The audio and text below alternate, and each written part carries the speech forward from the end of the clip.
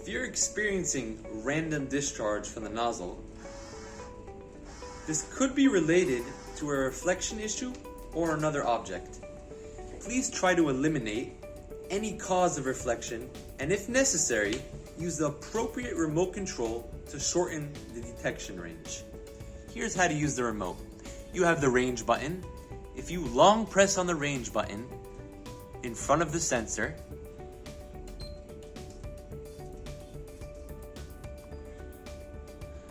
once it starts blinking, you may now shorten or increase the range with the plus button or the minus button.